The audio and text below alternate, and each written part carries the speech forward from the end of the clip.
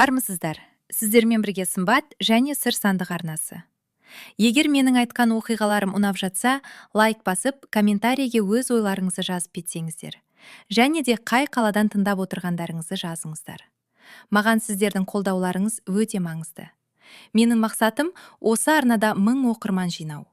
Ол үшін төмендегі батырманы басып, арнаға тіркеліп кетсеңіздер, менің алғысым шексіз болар еді. Ендеше, жүрекпен тыңдаңыздар. Азамат оны үйге наурыздың соңындағы бір сенбіде, далада лас, тесік-тесік қар жатқан, бірақ ауада көктемнің иісі сезіліп тұрған кезде ертіп әкелді. Айжан аулаға күйеуінің көлігі кіргенін естіді. Сосын есіктер жабылды. Біреу емес, екеу. Ал осы бірінші жайттың өзі барлығы басталмас бұрын оның ішіне белгісіз бір үрей ұялатты. Ол қолын сүлгіге сүрте отырып дәлізге шықты да оларды көрді. Азаматтың жанында жасы 25 шамасындағы, одан аспайтын, ұзын ашық түсті шашы бар, сымбатты. Тұратын жері жоқ адамның табысынан әлде қайда қымбат тұратыны көрініп тұрған пальто киген жас келіншек тұрды. Ол қолына шағын чемодан ұстап, Айжанға бірден түсіне алмайтын, ұялу мен мінез көрсетудің ортасындағы бір көзқараспен қарап тұрды. Айжан, танысып қой, деді Азамат көңілді. Тіпті тым көңілді дауыспен. Бұл Камила, менің алыс туысым. Ақтөбедегі нағашы апамның қызы, есіңде ме? Ол бізге келді, осында жұмыс тапты. Ал баспанамен қиындық болып тұр. Өзің білесің ғой қазір баға қандай екенін. Әзірге біздікінде тұрады. Үйіміз үлкен, бөлме жетеді ғой. Қарсы емессің бе?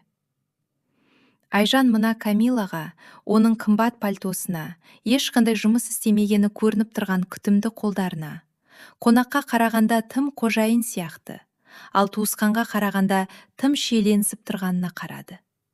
Және Азаматтың оған мүлдем қарамай тұрғанына, әдейі тырысып қарамай тұрғанына назар аударды.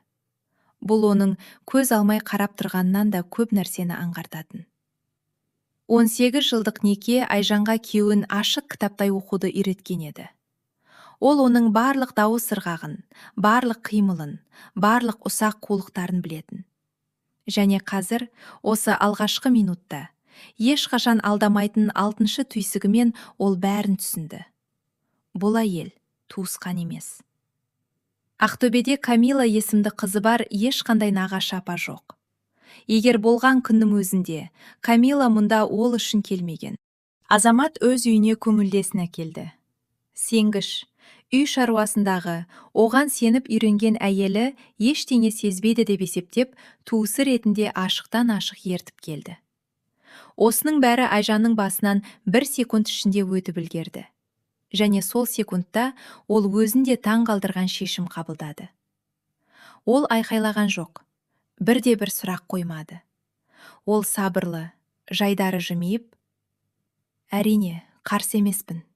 Төрлет Камила, өз үйіңге сезін. Қазір шай қоямын, деді. Кейін ол бұл сабырлықтың қайдан келгенін өзі де толық түсіндіре алмады. Бәлкім соққының қатты болғаны соншалық есеңгіретіп тастаған шығар. Ең қатты ауырсынған кезде адам кейде ештеңе сезбейді дейді ғой. Немесе мәселе басқада шығар. 18 жылдың қатпарларының астында, ибікесі мен жай ғана әйел рөлінің астында, оның ішінде әлі де сол баяғы Айжан. Ақылды, жинақы, қиын сәтте дүрбеленге берілмей ойлана білетін Айжан өмір сүріп жатқан еді. Және дәл сол бұрынғы Айжан сол секундта тізгінді өз қолына алып оған сыбырлады. Қазір емес, сыр берме. Қара және ойлан. Ол шайнек қою үшін ас үйге барды. Қолдары дірілдеген жоқ. Ол бұған арнайы назар аударып, сырт көзбен қарағандай байқады. Ол ту сыртынан Азаматтың қарындасына үйді тым қамқорлықпен көрсетіп, чемоданды қайда қою керектігін, жуынатын бөлменің қайда екенін айтып жатқанын естіді. Ол өз үйіндегі бұл дыбыстарды тыңдап, ішінде бірдеңенің баяу, қайтымсыз қатып бара жатқанын сезінді. 18 жыл осылай аяқталды. Бір сенбіде, табалдырықта қымбат пальто киген бөтен әйелдің пайда болуымен. Бірақ жылауға болмайтын еді. Жылауды ол кейінге қалдырады. Қазір шай. Айжанның неліктен бұлай әрекет еткенін түсіну үшін оның кім болғанын және бұл адаммен қандай жолдардан өткенін білу керек. Олар екеуі де 20-дан жаңа асқанда танысқан. Азамат ол кезде ешкім емес. Қалтасы бос, бірақ амбициясы үлкен қарапайым жігіт болатын. Ол өз ісін ашуды армандады. Идеялармен жаным жүрді. Бірақ оның ақшасы да, байланыстары да, тірегі де болған жоқ. Ал Айжанда оған жетіспейтін нәрселер бар еді. Білім, салқын ақыл, және бай болмаса да өз жинақтары бар. Әжесінен қалған шағын болса да жеке пәтері бар, берік отбасы. Айжан экономика факультетін бітірген, банкте жұмыс істейтін, сандар мен құжаттарды көптеген адамдардан жақсы түсінетін. Азамат өз ісін, шағын құрылыс фирмасын ашу идеясымен жанған кезде, алғашқы бизнес жоспарды дәл осы Айжан жасады. Барлық қаржылық жағын сол жүргізді. Ата-анасын инвестиция салуға сол көндірді. Алғашқы несиені алу үшін оның әжесінің әтерін кепілге қойды. Фирманың алғашқы жылдары Азаматтың энергиясына ғана емес, Айжанның еңбегіне де сүйенді. Ол бухгалтерде, заңгерде, дағдарысқа қарсы менеджерде болды. Күйеуі нысандарды аралап, байланыстар орнатып жүргенде, ол түндер бойы жұмыс істеді. Сосын іс алға басты. Фирма өсті, ірі тапсырыстар, ақша, салмақ пайда болды. Міне осы кезде жиі кездесетіндей рөлдер өзгере бастады. Азамат өзін табыстың жалғыз иесі ретінде көбірек сезіне бастады. Ал әйелінің үлесі қалайсы ұмытылып, еріп құнсыздана берді. Ұлдары мақсат дүниеге келгенде Айжан жұмыстан кетті. Ойлағанындай бір жолата емес. Баланы аяққа тұрғызу үшін уақытша кеткен. Бірақ ол уақыт жылдарға созылды. Олар екінші балалы болмады. Бірақ мақсат назар аударуды талап етті. Үй назар аударуды талап етті. Азаматтың өсіп келе жатқан мәртебесі әрдайым үйде болатын. Әрдайым дайын тұратын. Оның табысына әрдайым қызмет ететін әйелді талап етті. Сөйтіп Айжан өзі де байқамастан құрылтайшы мен серіктестен жай ғана әйелге, табысты күйеудің қосымшасына, ешкім байқамайтын әдемі үйдің қожайынына айналды. Азамат өзгерді. Ақша мен билік адамдарды өзгертеді, әрі жақсы жаққа емес. Ол Айжанмен менсінбей, үлкен істерден ештеңе түсінбейтін ақмақтау ебегесіндей сөйлесетін болды. Ол мына істердің оның бизнес жоспарынсыз, әжесінің пәтерінсіз, есеп-шоттардың үстінде өткізген ұйқысыз түндерінсіз болмайтынын ұмытты. Шын мәнінде ұмытты. Айжан бұл өзгерістерді көрді, бірақ жиі болатындай өзін бәрі дұрыс, барлығында осылай, осыншама жыл некеден кейін құмарлық кетеді және әдет қалады деп сендірді. Бұл да махаббаттың бір түрі. Ол оның суықтығына, үнемі бос болмауына, менсінбейтін үніне ақтау табатын. Ол өзіне, ол шаршайды, оның мойнында үлкен іс бар. Ол отбасы үшін тырысып жүр ғой дейтін. Ол ішіндегі өкпесін басып, наразылығының қыртыстарын кір жайғандай тегістеді. Өйткені оны солай тәрбиелеген. Өйткені жақсы әйел шыдамды болады. Өйткені отбасы басты нәрсе. Ал басты нәрсе үшін шыдауға болады. Ол шыдамдылықтың қалай өзін өзі алдауға, ал өзін өзі алдаудың соқырлыққа айналғанын байқамады. Оның үстіне ол Азаматты қатты жақсы көретін. Бүкіл мәселе осында еді. Бәріне қарамастан, оның менсінбеуі мен суықтығына қарамастан, Айжан Азаматтың баяғы идеялармен жанып жүрген жас жігіт кезін жақсы көруді жалғастырды. Және толысқан, тоқмейілсіген еркектің бойынан оның бұрынғы бейнесін көруге тырысты. Бұл махаббат оның басты әлсіздігі болды. Дәл сондықтан Камиланың келуі тек оның намысына ғана емес, олардың бірге өткізген жылдары ең болмағанда бірдеңені білдірет деген соңғы аңғал сеніміне ауыр соққы болды дейді. Сөйтсе, ештеңені білдірмейді екен. Азамат үшін ол баяғыда-ақ өзі есептегендей үйреншікті, ыңғайлы, бірақ ауыстыруға болатын жиһазға айналған еді. Камила екінші қабаттағы ең шеткі қонақ бөлмесіне орналасты. Сөйтіп Айжан бүкіл өмірінде көрмеген оғаш, жансызданған күндер басталды.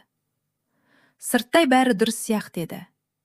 Камила өзін тыныш, сыпайы ұстады. Айжанды апай деп атады. Кейде ұсақ түйекке көмектесті. Ыдыс жинасады. Дүкенге барады. Күндіз жұмысқа деп бір жаққа кетіп қалатын. Дегенмен Айжан ешқандай жұмыс жоқ екенін өте тез түсінді. Өйткені қонақтың күн тәртібі еркін еді.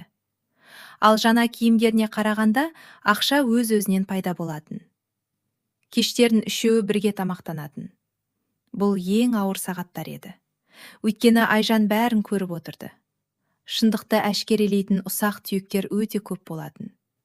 Табиғатынан байқағыш, назарын шегіне дейін қайраған Айжан оларды бірінен соң бірін ұстап отырды. Камила өзінің ақтөбелік туыстары туралы қарапайым нәрселерді білмейтін. Айжан Ғалия апай немесе ол өскен көше туралы байқаусызда сұрағанда шатасып қалатын. Оның қымбат әтірі мен сөмкелері тұратын жері жоқ қызға тән емес еді. Ол 2 апта бұрын келген қонақ үшін үйде не қайда тұрғанын тым жақсы білетін. Ең бастысы, ол азаматқа ағасына қарағанда емес. Әйел адамның өз еркегіне ғана тән меншіктеу мен талап ету араласқан ерекше көзқараспен қарайтын. Айжан Азамат пен Камиланың ол байқамайды деп ойлап, бір-біріне жылдам көзқарас тастағанын. Азамат қасынан өткенде қолы оның иығында 1 секундқа кідіргенін. Айжан бөлмеге кіргенде олардың үнсіз қалатынын және тым тырысып бөгде бірдене туралы сөйлескендей сыңай танытатынын көретін. Бұрын өз сырт келбетіне немқұрайлы қарайтын Азаматтың кенеттен өзіне күтім жасай бастағанын да көрді. Жаңа шаш үлгісі, жаңа парфюм, спортзал. Мұның бәрі жас көңілдесі пайда болған еркекті әшкерелейтін белгілер еді. Айжан бұл белгілерді ашық кітапты оқығандай бетпе-бет оқыды. Ол түн ортасында есіктің ақырын ашылғанын, өзі Азаматтан 100 рет жөндеуді сұраған баспалдақтың 3-ші басқышының сықырлағанын байқайтын. Ол жатын бөлмеде ұйқысыз жатып, өз үйіндегі осы дыбыстарды тыңдайтын. Өз қолмен жиһаздаған, өзі өскен, және қазір оны күн сайын түнде сатып жатқан үйде. Айжанның есінде ерекше сақталып қалған бір кеш болды. Үшеуі кешкі ас үстінде отырған.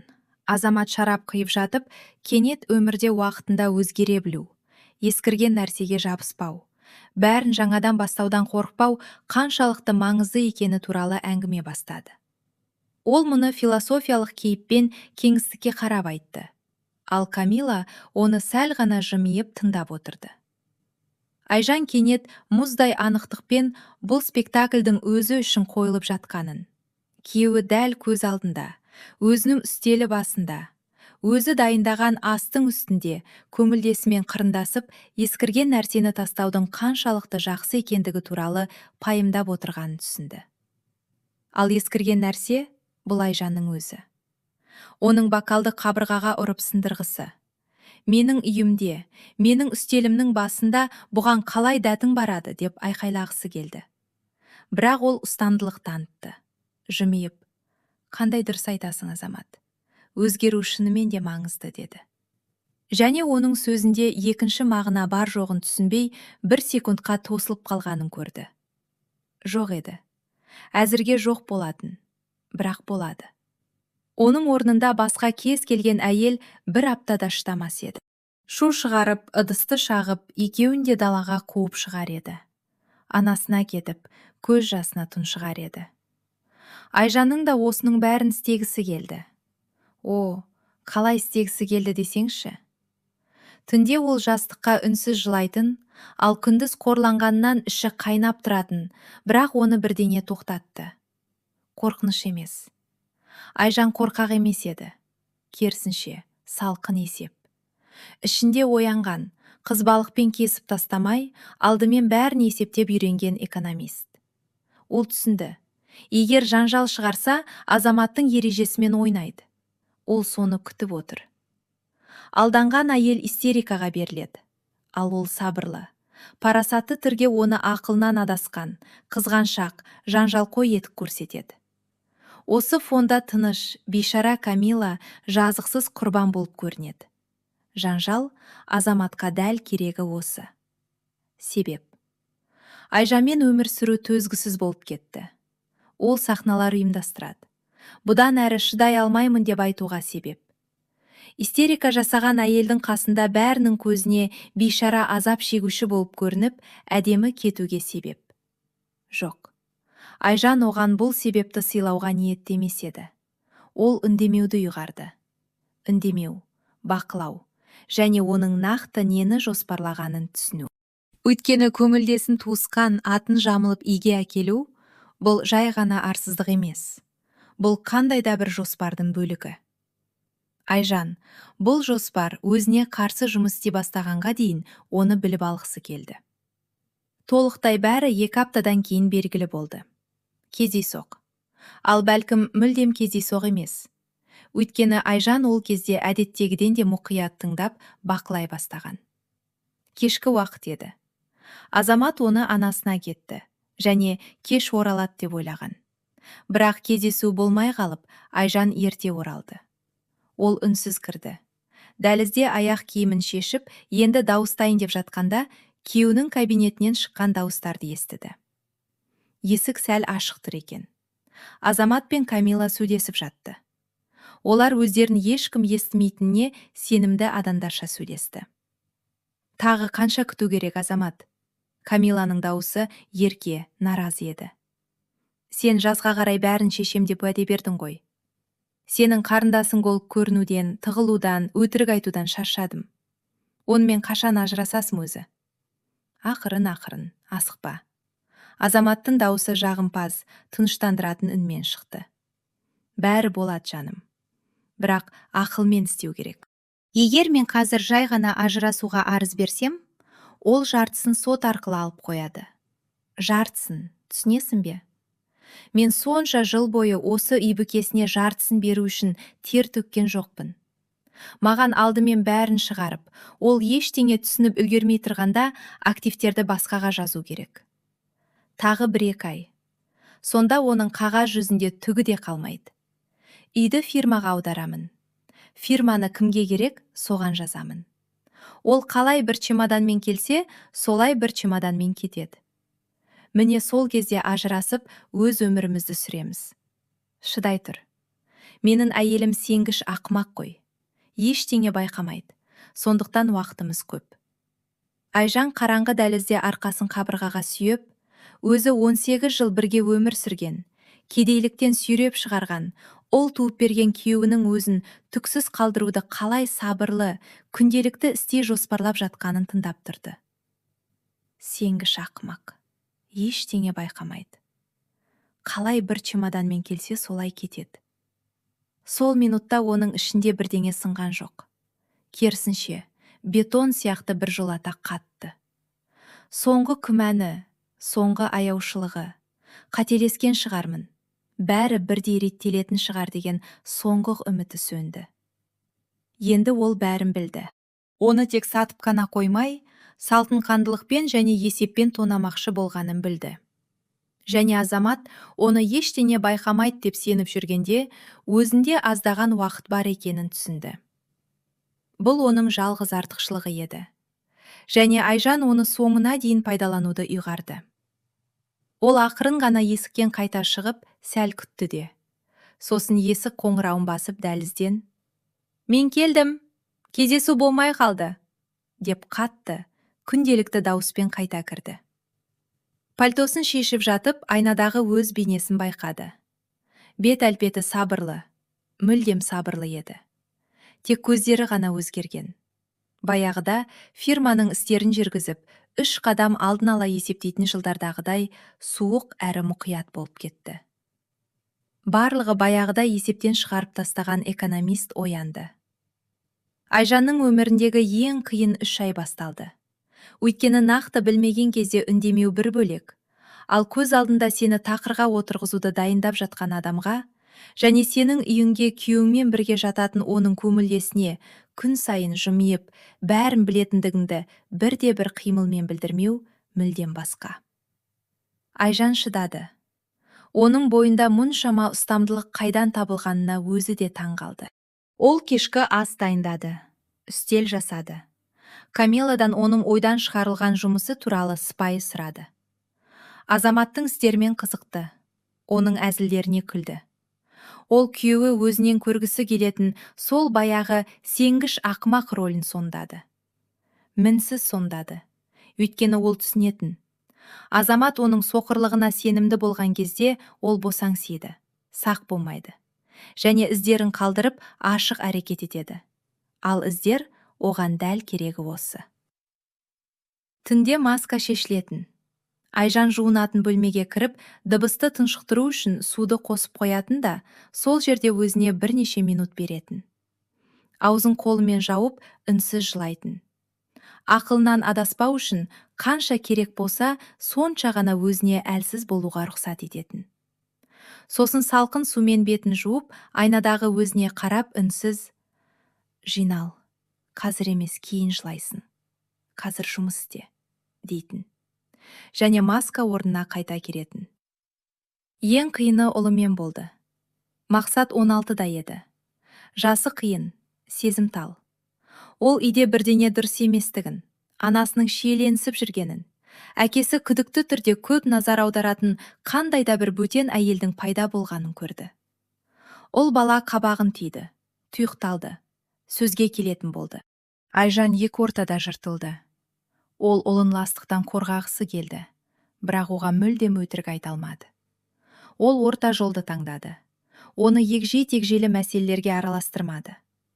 Бірақ бір күні ол тура сұрағанда: «Мама, мына Камила шынымен туысқан ба?» дегенде, Айжан оның көзіне қарап: «Мақсат, мен саған жақында бәрін түсіндіруге уәде берем. Жай ғана қазір маған сен. Мен не істеп жатқанымды білемін, және бәрін бақылауда ұстап отырмын. Уайымдайтын ештеңе жоқ. Анаң бәрін реттейді», деді. Және Мақсат оның сабырлы үнінен бірдеңені сезіп, бас изеді де басқа сұрамады. Бірақ Айжан бұл істі соңына дейін жеткізудің тағы бір себебі ол екенін білді. Ол ұлын болашақсыз, олардың отбасына құқылы түрде тиесілі нәрсесіз қалдыруға жол бермейді. Осы айларда ол өзі туралы маңызды нәрсені түсінді. Осыншама жыл жай ғана әйел болып жүріп, ол өзін жұмсарып, ақмақтау болып, қазандар мен кір жуудың артында өзін жоғалттым деп ойлаған. Сөйтсе жоқ екен. Кезінде фирманы көтерген сол жинақы, ақылды, есепшіл әйел ешқайда кетпепті. Ол жай ғана ұйықтап жатқан екен. Енді қасіретпен оянған ол бұрынғыдан да ашулы, суық әрі ақылды болып оралды. Айжанның бәрін тастап кеткісі келген әлсіздік минуттары да болды. Бұл ойынның не керегі бар? Неге шыдау керек? Неге оларды күн сайын бірге көру керек? Заттарды жинап, кетіп қалып, бәрін нөлден бастау оңай емес пе? Тек мына уланған үйде болмаса болды. Мұндай минуттарда ол өзіне екі нәрсені еске түсіретін. Біріншісі — Мақсат, оның ұлы.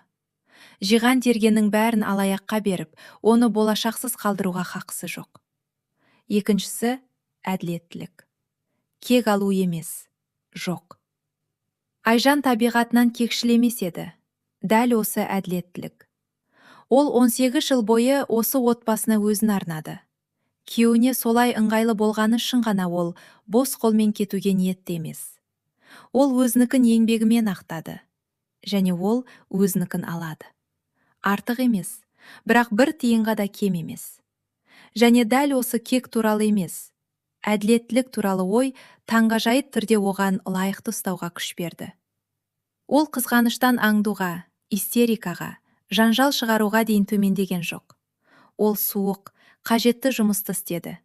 Кезінде фирмадағы жұмысты қалай істесе солай, эмоциясыз, сапалы, соңына дейін. Азамат өзі де білместен әйелінің бойындағы ең қауіпті қарсыласты оятты.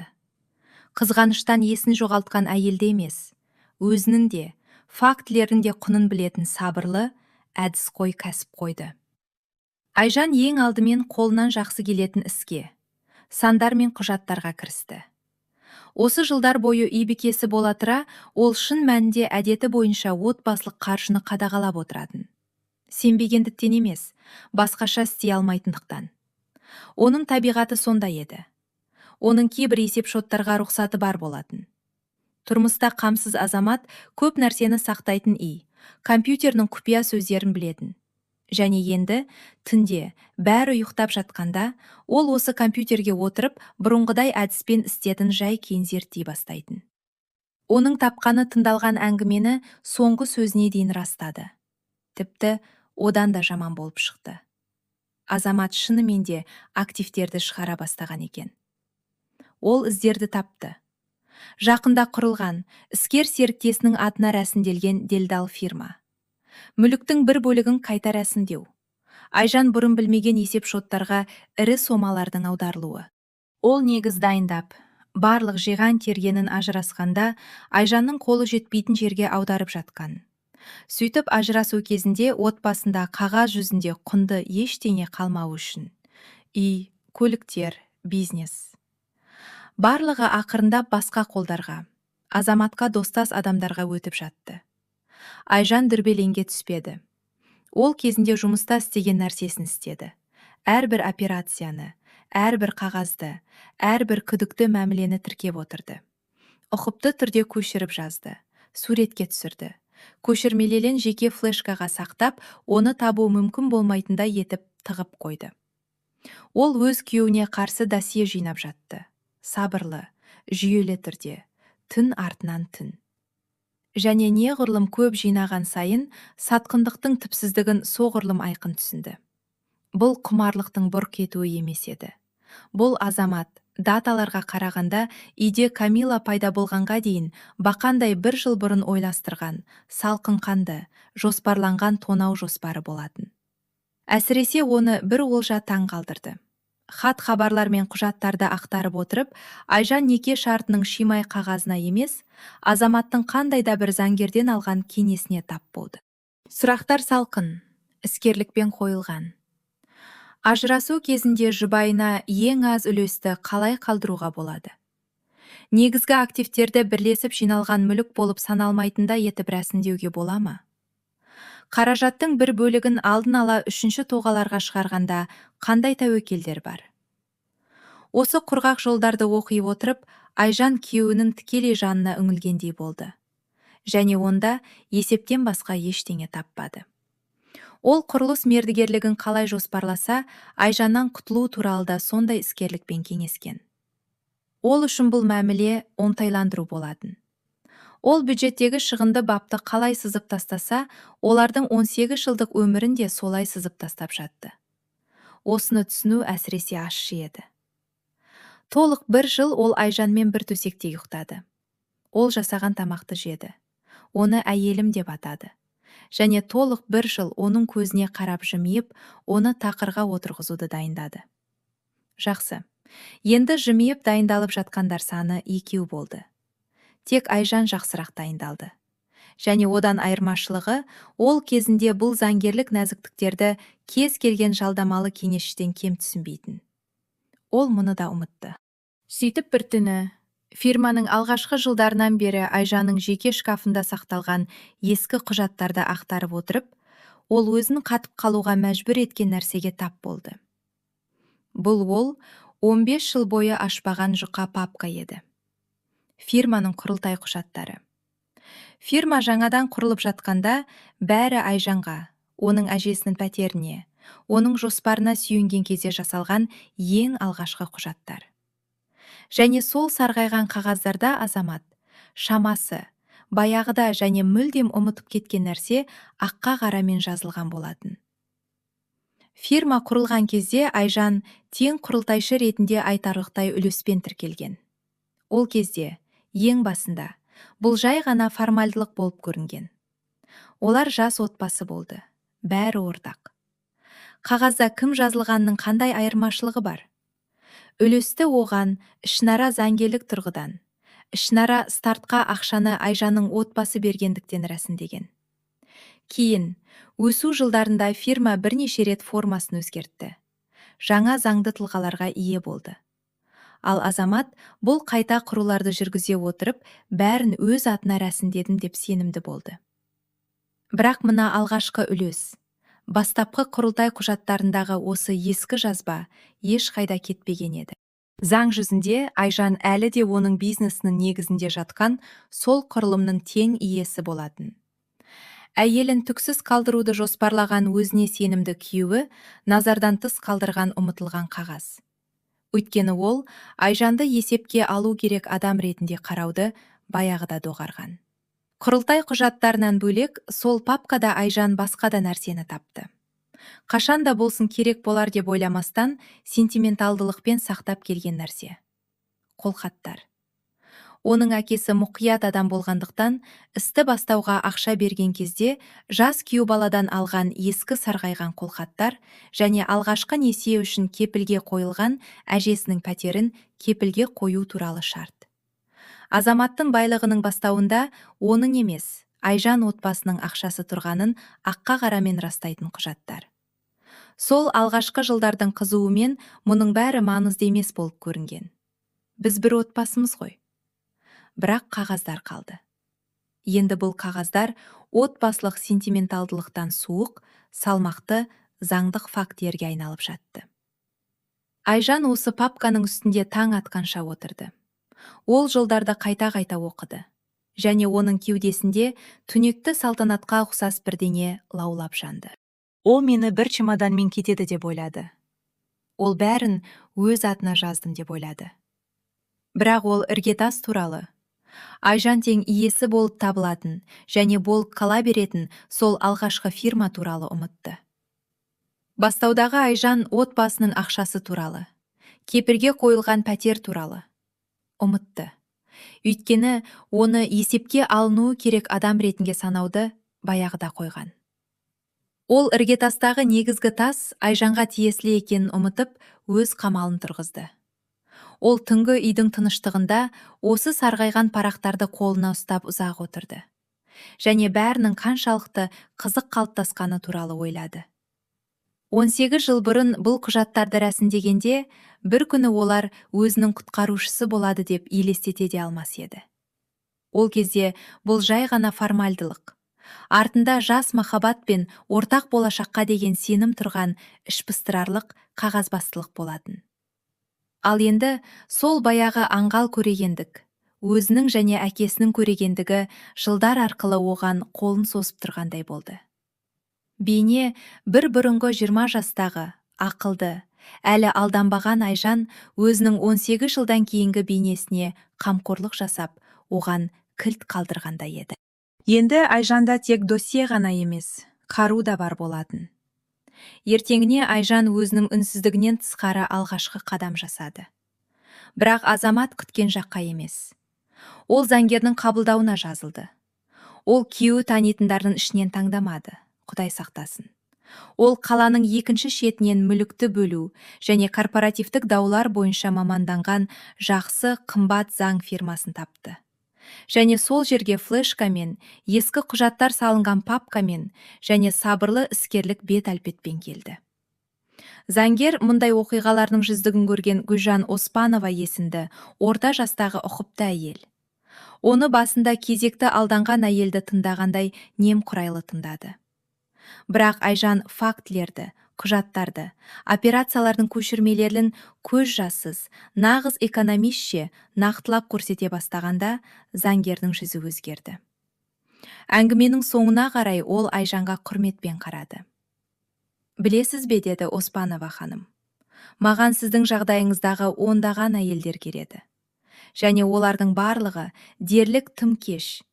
Күйеуі бәрін шығарып үлгергенде, ал өздері жаңа ғана біліп жылап келеді. Ал сіз уақытында келдіңіз. Және жұмыс істеуге болатын нәрселерді әкелдіңіз. Бұл сіздің бастапқы құрылымдағы үлесіңіз. Бұл өте маңызды.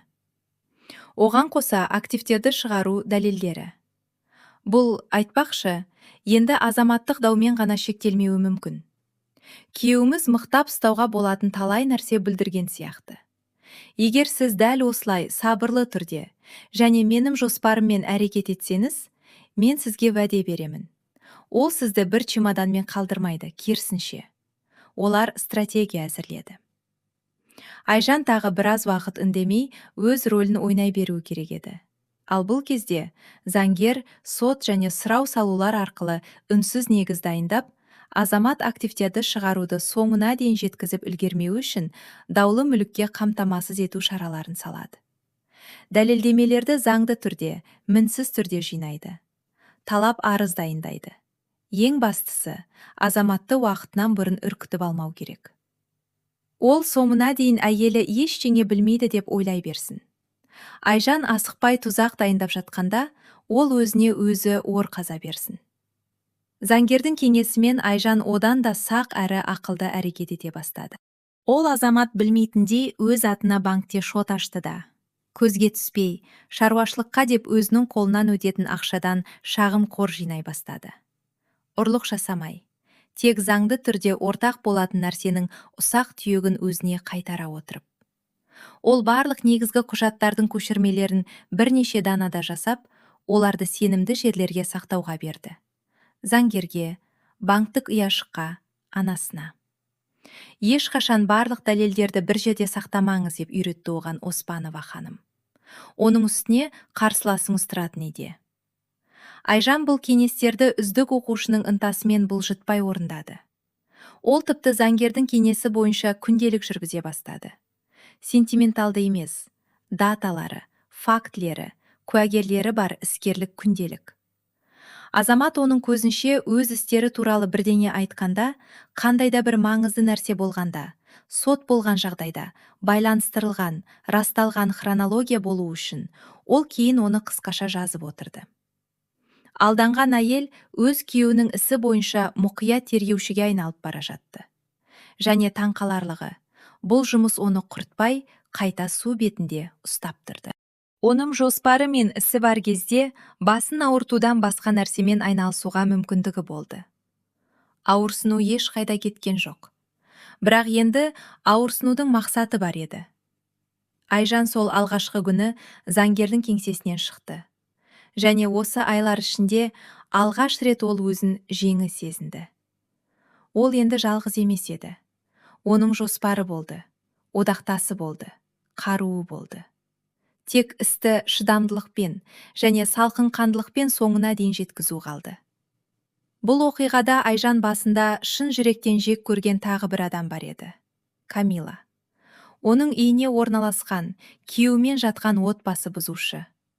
Бірақ Айжан оны қаншалықты ұзақ бақылаған сайын, бұл қызбен бәрі соншалықты қарапайым еместігін соғұрлым айқын көрді. Камила 25-те еді. Толысқан және мұқият әйел. Айжан оның тәкаппар көрінісі мен қымбат киімдерінің артында тереңірек жасырылған нәрсені, аббырауды, үрейді, тәуелділікті байқады. Камила өзін санауға ыңғайлы болатындай бөтен күйеулерді аулайтын жыртқыш емес еді. Ол жай ғана жас, ақмақ емес, бірақ аңғал қыз болатын. Оны тәжірибелі, бай, тартынды еркек өз ілмегіне түсіріп, сыйлықтарға қарық қылып, алтын тауларды вәде еткен еді. Мен ажырасамын, біз үйленеміз, бізде бәрі болады. Және қарындас деген қорлаушы рөлді ойнауға мәжбүрлеп, бөтен үйдің торына отырғызып қойған. Ал Камила күтті. Міне 1 жылға жуық уақыт күтті. Ал вәде етілген нәрсе орындалмады. Айжан қыздың бойында күмән, өкпе, өзін алдап жүр деген қорқыныш жиналып жатқанын көрді. Бір күні олар үйде екеуден екеу қалды. Азамат бірнеше күнге шаруалармен кеткен болатын. Сол кезде Айжан әдеттегідей қарсыласынан қашудың орнына кенеттен онымен сабырлы, әйелдерше, тіпті аналық мейіріммен сөйлесе бастады. Ол кінәлаған жоқ, жанжал шығармады. Ол жай ғана шай үстінде өз өмірінің тарихын айтып берді.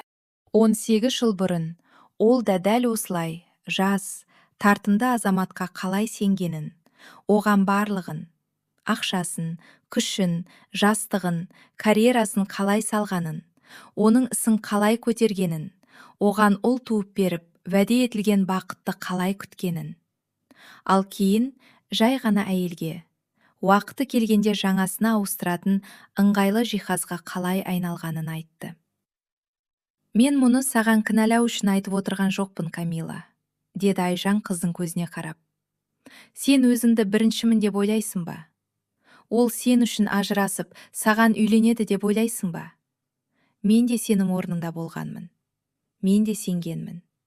Ал 18 жылдан кейін ол дәл кезінде маған өзі келгендей етіп үйге сені әкелді. Уақыт өтеді. Ол өзінен де жас келесісін әкеледі. Ол сияқтылар өзгермейді.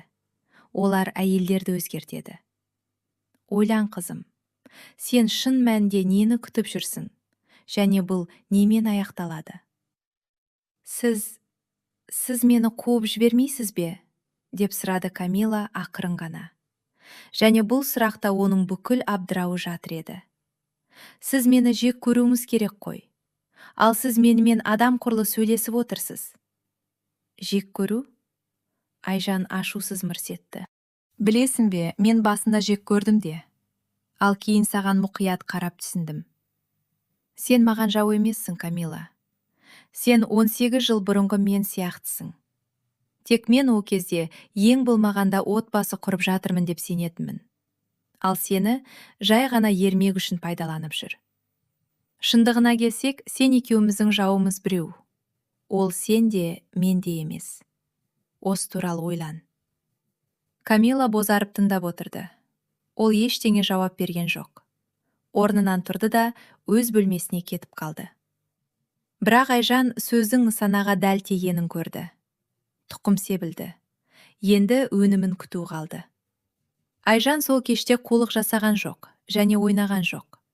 Ең болмағанда тек ойнаған жоқ. Әрине, оның есебінің түкпірінде сау ақыл да болды. Көңілі қалған Камила құнды куәгер бола алады.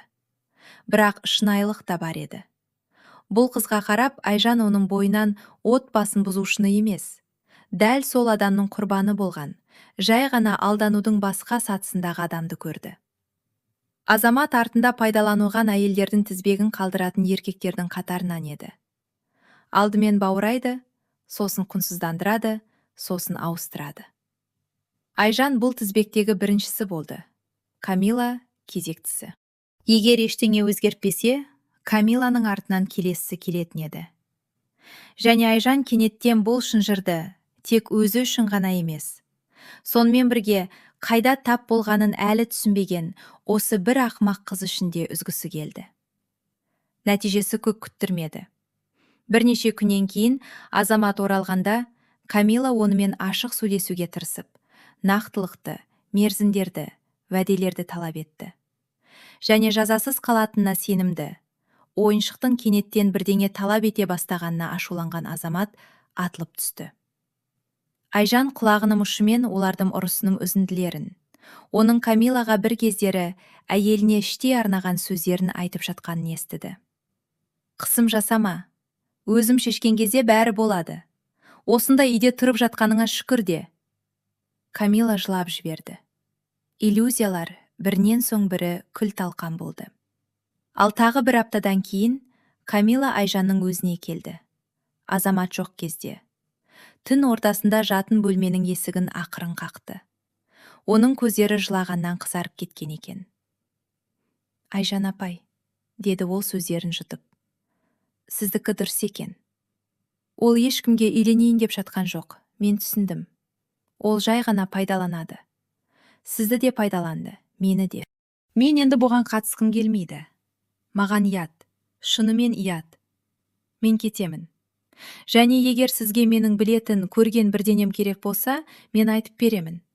Оның істері туралы, ақшасы туралы, оның не айтқаны туралы. Мен көп нәрсе естідім. Ол тиісті жазасын алсын.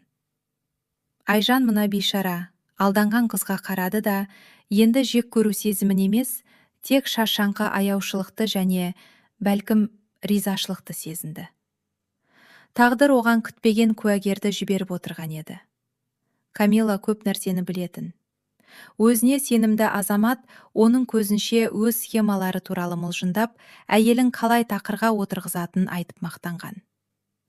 Және енді бұл куәгер сөйлеуге дайын еді. Бірнеше күннен кейін Камила осы үйге алғаш келгендегі чемоданын алып, ақырын кетіп қалды.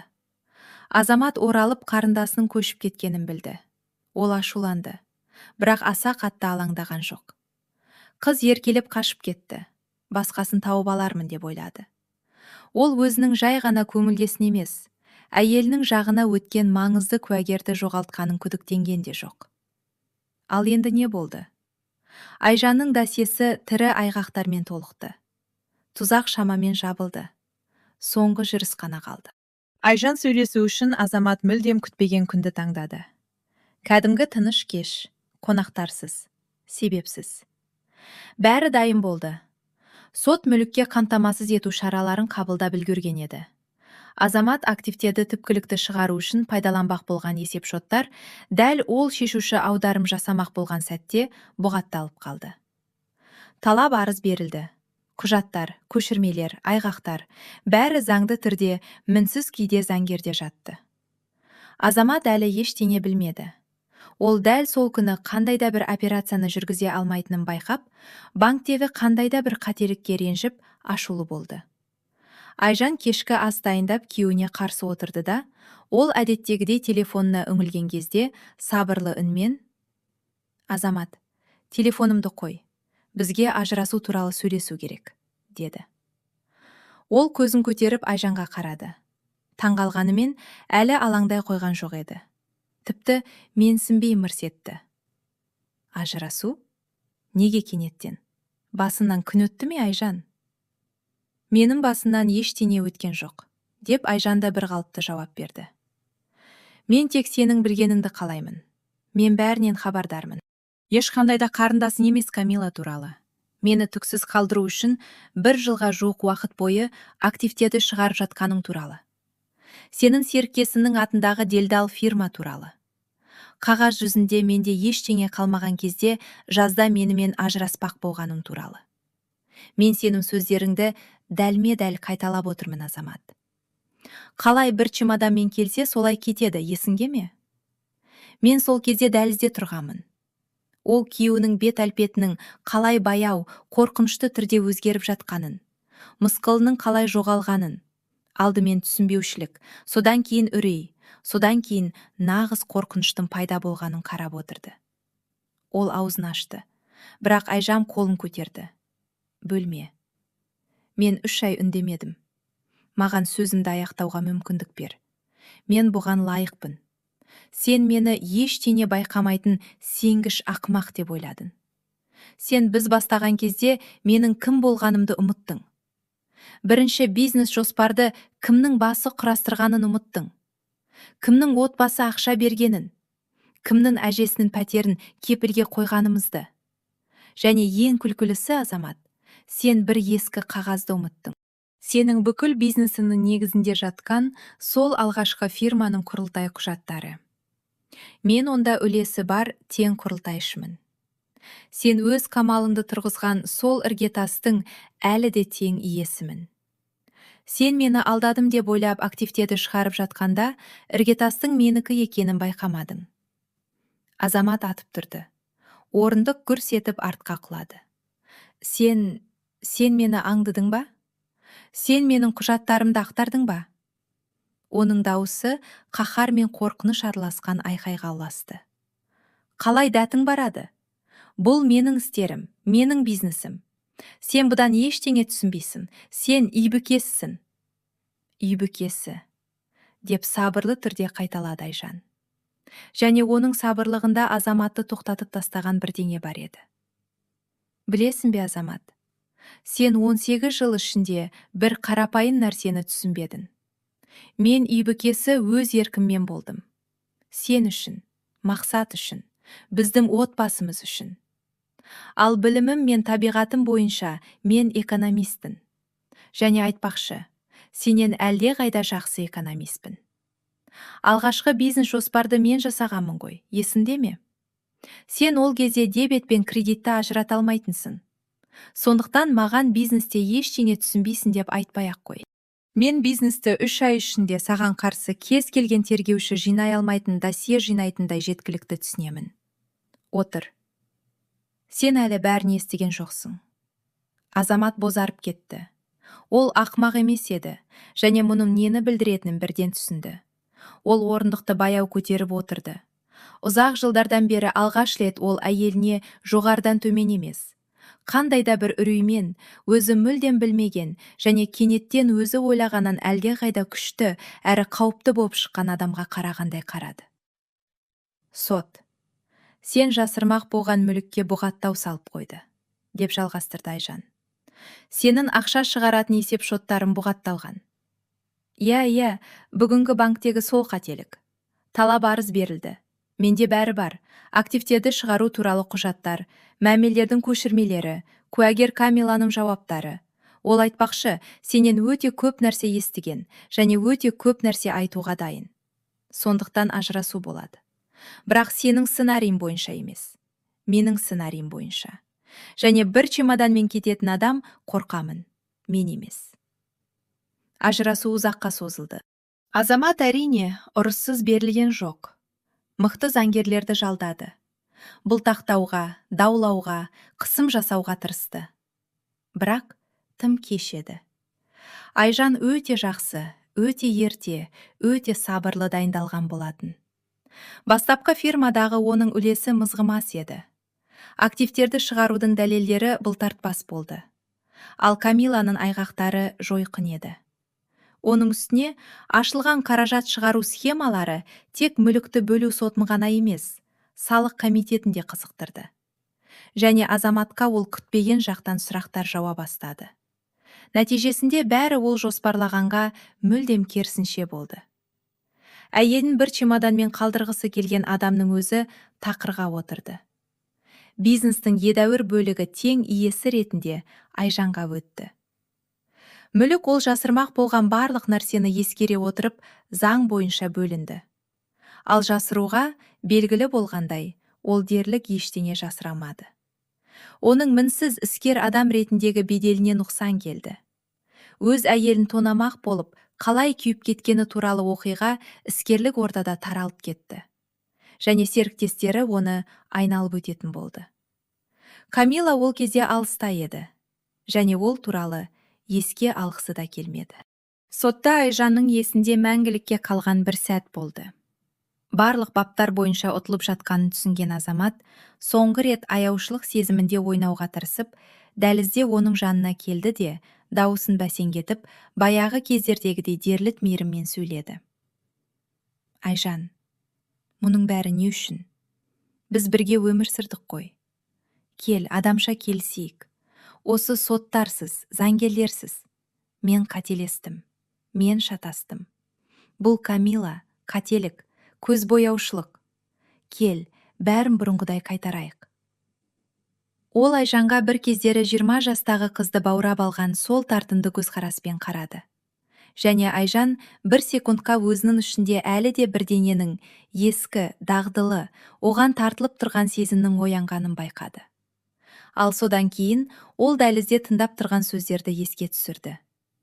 Сенгі шақмақ, бір чемоданмен кетеді. Және көзбояушылық сейілді. Білесің бе, азамат? Деді ол бір қалыпты үнмен. Міне, енді мен сенің шатасқаныңа толықтай сенемін. Сен мені есептен шығарып тастауға болады деп шешкен кезде шатастың. Бұл сенің басты қателігің болды. Ал бұрынғыдай етуді енді қайтара алмаймыз. Өйткені бұрынғыдай болу менің саған сенгеніме негізделген еді. Ал мен енді ешқашан саған да, басқаға да сенбеймін. Сот залында көріскенше. Ол артына қарамастан алға жүріп кетті. Және ұзақ айлардан бері алғаш рет оның қадамы жеңіл болды. Осының бәрі болған сол үлкен Сот шешімі бойынша Айжан мен ұлына қалды. Толық құқыққа ие болғаннан кейін ол бірінші кезекті жөндеу жұмыстарын бастады. Үйдің ескіргенінен емес, оның қабырғаларынан сол уланған айлардың естелігін өшіріп тастағысы келгендіктен. Ол бөлмелерді қайта бояды. Екінші қабаттағы қонақ бөлмесіндегі Камила тұрған бөлмедегі жиһазды ауыстырды. Ақырында оның қорлану орнына емес, қайтадан өз үйіне айналды. Мақсат бұл өзгерістерге қарап бір күні, «Мама, сен мықты екенсің ғой, мен білмеппін», деді. Және Айжан үшін ұлының бұл сөздері кез келген сот шешімнен қымбат еді.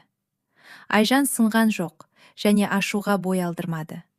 істегі өз үлесін алғаннан кейін ол өзінен ешкім күтпеген нәрсені істеді. Бизнеске оралды. 18 жыл бойы жай ғана әйел ретінде ұсталған сол экономист қайтадан сандар мен құжаттарды қолына алды. Және оның іскерлік қабілеті ешқайда кетпегені, басы әлі де сондай анық жұмыс істейтіні, ал ерік-жігері енді жастық шағындағыдан да көп екені белгілі болды. Ол өзіне тиесілі болған нәрсені сауатты басқарды. Және 1-2 жылдан кейін артында ешкімнің көлеңкесінсіз өзі нық тұрды. Ұлы Мақсат басында абдырап қалғанымен, ақырында анасымен қалды. Ол бұл оқиғада кімнің ар-ұжданмен әрекет еткенін, ал кімнің олай етпегенін түсінетіндей жеткілікті есейген еді. Кейде Айжан Азаматтың алыс туысын үйге әкелген сол наурыз кешін, алғашқы секундтақ бәрін түсініп, жымиғанын есіне алатын. Ол 3 айлық үнсіздікті есіне алатын. Күн сайын кешке соқыр, сенгіш ақмақтың рөлін ойнап, ал түнде судың шуылымен жуынатын бөлмеде жылауға тура келген 3 ай. Ол кезде бұл үнсіздік оған қорлаушы, төзгісіз болып көрінген еді. Ал енді ол бұл үнсіздіктің оның ең күшті әрекеті болғанын түсінді. Ол өзінен күткен жанжалды шығармады. Ол бәрін құртып жіберетін қаһарға ерік бермеді. Ол шыдады, есептеді және дайындалды. Сол себепті де жеңді. Ажырасқаннан кейін 1 жыл өткен соң, Айжан Камиланы қала орталығындағы кафеде кездейсоқ кездестірді. Ол өзгерген екен. Қарапайым киінген, бірақ сабырлы, дені сау. Бейне бір оның үстінен қандай да бір жүк алынғандай көрінді. Олар жауласпай, дерлік достарша отырып сөйлесті. Камила ол кезде уақытында кеткенін, нағыз жұмыс тапқанын, қарапайым, бай емес, бірақ адал жақсы жігітті кездестіргенін айтты. Білесіз бе, Айжан апай, деді ол қоштасарда. Мен сізге ризамын. Шынымды айтам. Егер сіз сол кезде менімен адам құрлы сөйлеспегеніңізде, мен өзімнің өмірімді ол сияқты адамға әлі ұзақ құртар едім. Сіз менің көзімді аштыңыз. Рахмет. Және Айжан кетіп бара жатқан қыздың соңынан қарап тұрып, өмір қандай қызық құрылған. Оның орнын басу үшін үйіне әкелген әйел, ақырында Айжанның өзінше құтқарып қалған адамына айналды, деп ойлады. Осылайша бір әйелдің тағдырын бұзбақ болған күйеудің пасықтығы бірден 2 әйелдің құтқарылуына айналды. Азаматтың өзі туралы Айжан ойламауға тырысты. Кейде қауесеттер жетіп тұрды. Оның істері барған сайын нашарлап кеткен. Серіктестері теріс айналған. Жаңа романы да сәтсіз болып, кезіндегі сондай жарқыраған және өзіне сенімді адам өз бейнетінде өзінен басқа бүкіл әлемді кінәлайтын ашулы, жолы болмайтын адамға айналды. Айжан табаламады. Ол жалпы оған сезім жұмсауды, махаббатты да, жек көрушілікті де доғарды. Ол оған жай ғана өткеннің жабылған және парақталған тарауына айналды. Оның өз жаңа өмірі бар еді, және бұл өмірде оған орын жоқ болатын. Ол өзінің орнында қалған барлық әйелдерге жеткізгісі келетін басты нәрсені түсінді. Сені сатқан кезде ең бірінші тілек. Айқайлау, ұру, жылау, қызбалықпен әрекет ету. Бірақ сені кінәлі және әлсіз етіп көрсеткісі келетіндер дәл осыны күтеді. Нағыз күш. Айқайда емес, нағыз күш. Салқын ақылда, шыдамдылықта, өз құқықтарың мен өз қадірінді білуде. Бөтеннің пасықтығы сені истеричкаға айналдыруына жол бермей, оның орнына істі сабырлы түрде, лайықты түрде, әділетті соңына дейін жеткізуде. Тыныш, бәрін көріп тұратын әйелді есептен шығарып тастаған адам өз өміріндегі ең үлкен қателікті жасайды. Өйткені үндемейтін және бақылайтын әйел айқайлайтындардың бәрінен де қауіпті. Азамат мұны тым кеш түсінді. Ал ол бос орын деп санаған Айжан бұл оқиғадан сынған құрбан болып емес, жеңімпаз. Ақырында өз қадірін есіне түсірген және оны бұдан былай ешқашан ұмытпаған әйел болып шықты.